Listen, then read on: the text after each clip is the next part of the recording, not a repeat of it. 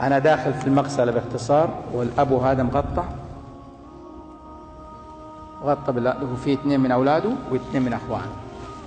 واستغربت الابن وأخوه الاثنين قفلوا باب المغسلة من جوا بالمفتاح. ما عادة ما قفل، نحتاج شيء ولا حد يجي يخش ولا شيء ما قفل، لكن قفلوا المغسلة بالمفتاح.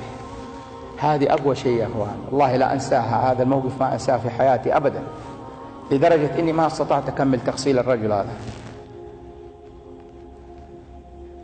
الباب يدق من برا، دق أولاده والأخوان يقولوا تكفى يا شيخ. جاني أخوه ويحب راسي لا تفتح الباب. ليش؟ فترى انه هذا يدق يقول يا شيخ فك الباب لا أكسره، أنا ولده الكبير. فقلت يا أخوان ما يصير، ولده الكبير لازم أولى إنه يشوف أبوه. قالوا يا شيخ تكفى لا تفك الباب. قلت لا، يسوي لي مشكلة. ويدق هذا خلاص قريب يكسر الباب. فكيت الباب، كلهم لابسين ثياب، أنا لابس ثياب الغسل. دفني كده وجاء على أبوه، هو على دكة الغسل مغطى كده وكشف وجهه ومعبي تفلانة في فمه.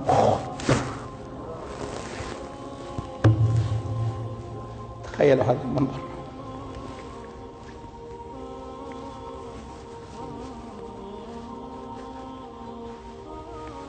تخيلوا هذا المنظر. تخيلوا هذا العقوق.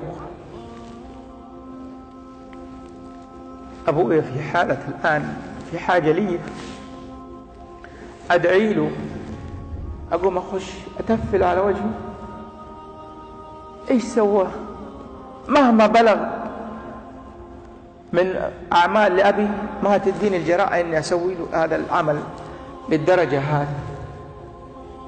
أبوي هذا نسيت كل وجهه ملطخ بالتفلان، ما قدرت أتحمل. رحت ورا البترة وقلت للطلاب كملوا غسيل. قلنا لك يا شيخ لا تفك الباب. ما دريت ولده الكبير، ما دريت ايش اللي قلنا لك، هذا اخونا. ما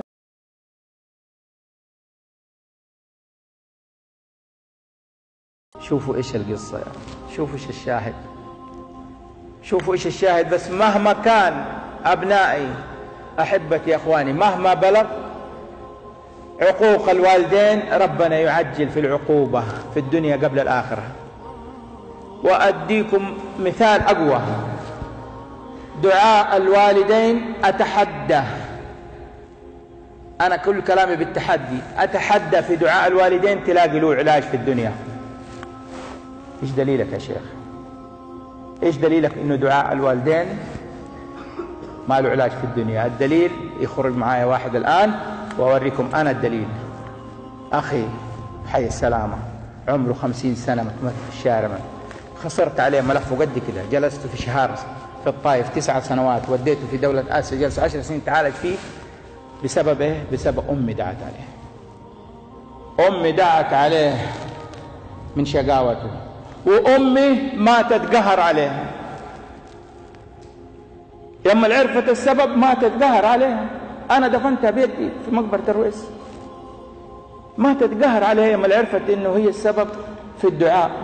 أخوي مجنون الآن، حالة نفسية ما في يعني ما في طب إلا ما خليته. ملفه قد كده ماشي في الشارع ومعروف في المنطقة هذه، ما حد يعدي إلا يآذي. أخذوا عليه.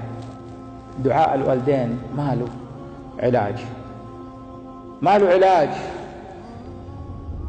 أسأل الله لي ولكم الحسن. إيش السبب؟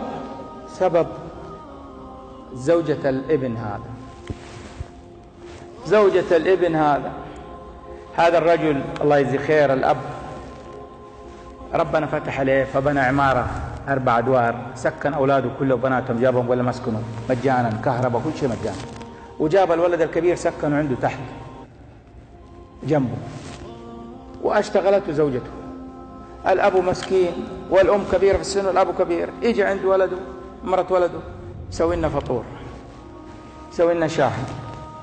عندي أصحابي بيسوي لنا شيء في السطوح، بيسوي أرض، بيسوي. الأم تعالي يا بنتي سوي لي شعري، سوي لي مدري لبسيني، سوي لي. ذبحت كل ما جاء من العمل.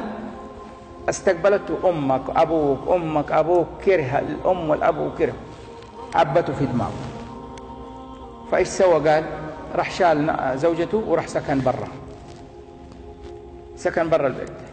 الأب هذا حزن، عزوتي ولد الكبير يسيبا عشان يسمع كلام زوجته، عشان فطور ولا عشان شاهي ولا عشان شيء، فجمع أولاده. هذه غلطة الأب، هذه غلطة الأب. جمع أولاده، تعالوا يا أولاد، لا وارث لموروث، هذا بيع، عقد بيع هدية.